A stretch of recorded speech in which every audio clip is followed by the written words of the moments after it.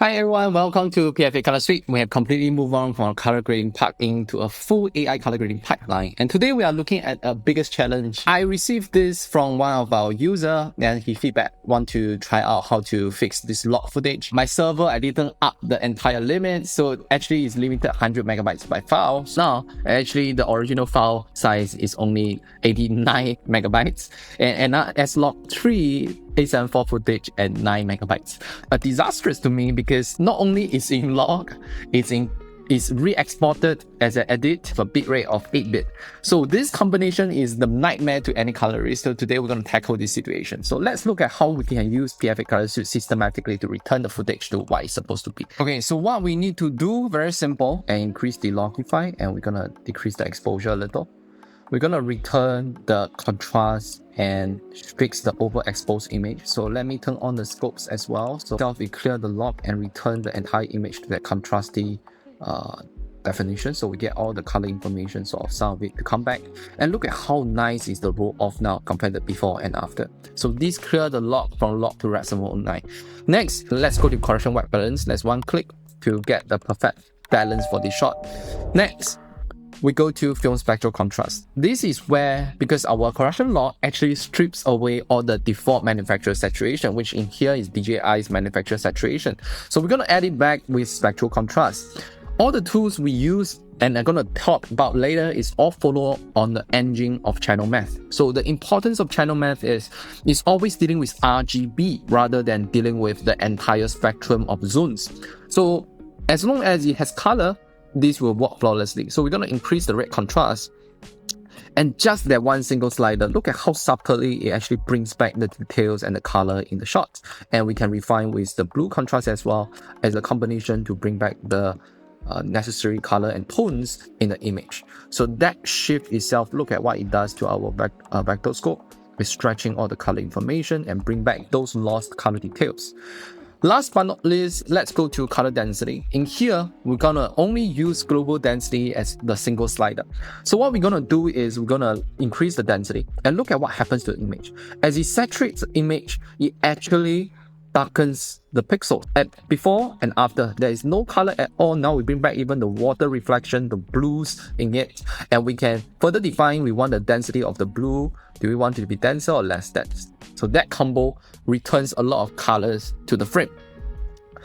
Next, we're gonna go to Film Mixer straight. Film Mixer is where it's entirely built on channel math. So basically, instead of doing pixel selection, it's entirely doing channel level changes, exactly the same as our film spectral contrast. So I'm going to use teal and pink slider here. Look at what instantly it brings to the image. It forms the entire image and massage them into a very distinct color palette, which I think it works best here because there's a bit of warmth in the shadow, in the highlight, and blue in the shadow. Or we can go for teal and orange, but you'll massage all the trees into the orange zone. Teal and pink slightly will suffice the work. And if I want to add more cyan to the shot, I just go to red output, look at the vector scope. Opposite red is cyan. So this is doing channel remixing. It's remixing all the red channel information into cyan, and that brings up the very nice look into the frame. So we bring the vitality back into the image. Next question you want to ask, what is exactly the time of the day? Is it, from here, it seems like perfect morning, hazy morning, or we can make it to look like afternoon by increasing green and yellow or film printer lights. So film printer lights is very powerful in creating the best time matching ability in the entire suite. So now when we zoom in, you still see absolutely zero noise, be it in the shadows or whatsoever, because of how good our math is. So it depends on really what you want to do. You can remix more of the red into the blue and cyan to introduce more cyan to the shot. And all this can be done with Film Mixer. And no matter how much you push, you won't introduce any noise because it's actually dealing with channel math. So that's the power of our toolkit, and you don't find this tool elsewhere in the world. Right? Once we've done this grid, we can copy to another shot. What we need to just adjust correction log format. We can increase the log exposure a little to bring back the details, and we may not need it to be so contrasty. But whatever you have done, you can zoom in. There will be zero noise created by the gray, even though there's so much color changes and bring out so much color details throughout the shot. But of course, One last thing you want to do to push your imaging to another level, we go to film tonal curve. We're going to add the milky gray to the shadows to bring back the filmic contrast. So we're going to increase the black point a little, increase the shadow softness. That one small little touch, you get that filmic quality instead of purely digital video. If you look at RGB Parade, it cuts off and push those color information to higher up. Next, same thing we can apply to this shot. Then we can reduce the amount of milky gray in the shadows, but at the same time we should up the entire log exposure so we bring back the details. And no matter how much you zoom in, there won't be any noise introduced in the process, which is quite phenomenal for working on an 8-bit with a log. It's like fake log in a sense what I'm working with.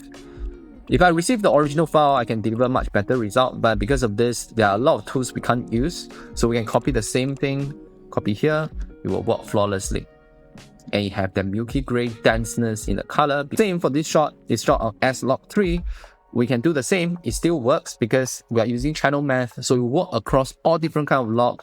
So what we're gonna do here, slightly different. Let's try to play with FilmMixer and create a different palette. Let's strengthen the teal and pink. You will immediately see the entire grass become cyan.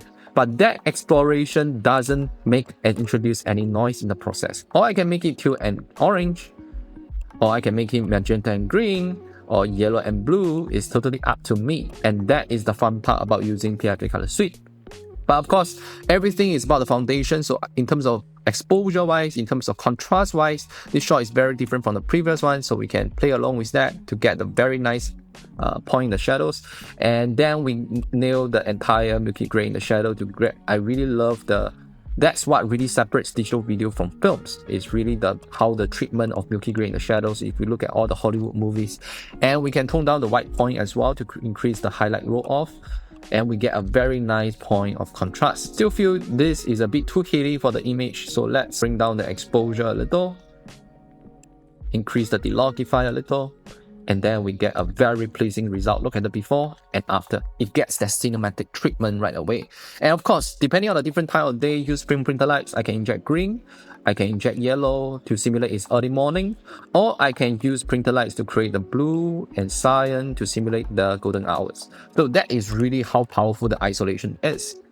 So once you have done this, you are working with an impossible footage of 8-bit and compressed, re-rendered 1080p log, essentially working with 8-bit footage to create phenomenal results. So when you are working on fixing other people's footage, and sometimes we receive tasks like that, previous production files didn't do well for the color grading, it's sent to us, but it's already in the format of a burned Rec 09. You can use our tools to fix all of them. Look at the before, look at the after, look at the before and after.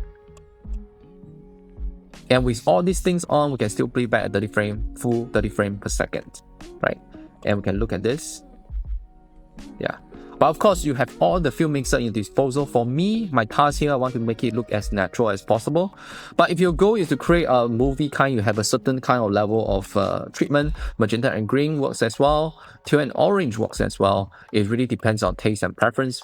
No matter how much you push, you will never introduce any single noise to your image. And that's how powerful our toolkit is. So you are introducing impossible color to an impossible 8-bit log. So that is how you can be very creative about your choices and do very well in whatever great task you have. So that's all for this episode. I hope you enjoy it. Today we are working with 1080p log footage that is the worst combo of both worlds, but we managed to do a phenomenal task in converting them, and you can see how the stock process is when we are actually color grading. Start with correction all the way until we do the treatment, channel math, and use FilmMixer to create the look and palette, and then introduce the final touch with the film tonal curve, the milky gray in the shadows, that transfer this entire 8-bit log from something very digital to something very filmic. So that's the whole entire process breakdown. So download the free trial to test out all the features for free. It should be on 11.3. 13.3 will be released in about 1 week plus time, the end of this month. Try all the feature. If you love it, use the code TANK26 to enjoy 45% off. And the best of all, now we are actually, from this project, we broaden sort of my content idea. So we will introduce a link in the description, and the pinned comment, you can throw in your videos that you want us to solve, and any problem you face, just give us a description. We will use it as as a content to guide you how to create the phenomenal result. And you can work on your footage and replicate the same look and result as well. Okay, that's all for this episode. My name is Nash, Passion, Peace, and Vision. I shall see you in the next one.